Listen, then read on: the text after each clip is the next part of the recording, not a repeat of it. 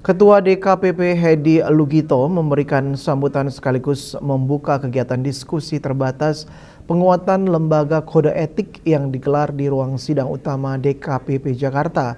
Hedi Lugito mengatakan seiring dengan meningkatnya beban kerja pasca pemilu, ia menekankan perlunya penguatan kelembagaan secara menyeluruh, mulai dari penambahan SDM hingga pembukaan kantor perwakilan di daerah.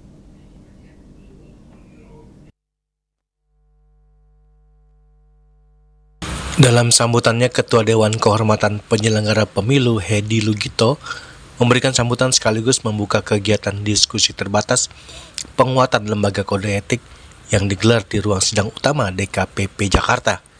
Hedi Lugito mengatakan seiring dengan meningkatnya beban kerja pasca pemilu, ia menekankan perlunya penguatan kelembagaan secara menyeluruh, mulai dari penambahan SDM hingga pembukaan kantor perwakilan di daerah.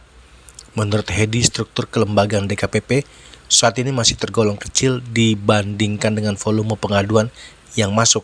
Hal ini menyebabkan proses verifikasi persidangan hingga pembacaan putusan seringkali mengalami kendala kecepatan. Harus secara jujur, DKPP memang perlu dikuatkan, karena selama ini memang secara kelembagaan masih lemah. Dengan beban tugas yang sangat berat, struktur kelembagaan kita, terutama kesekretariatan kita, masih sangat kecil. Sehingga ketika ada tsunami perkara di tahun politik yang lalu, dalam setahun masuk pengaduan jumlahnya sampai 795 dalam waktu setahun. DKPP kewalahan untuk mengatasi. Kalau tidak memproses secara cepat, karena yang namanya memproses pengaduan itu tidak bisa sehari dua hari. Harus dilakukan verifikasi apakah pengaduan ini layak untuk dijadikan perkara tidak.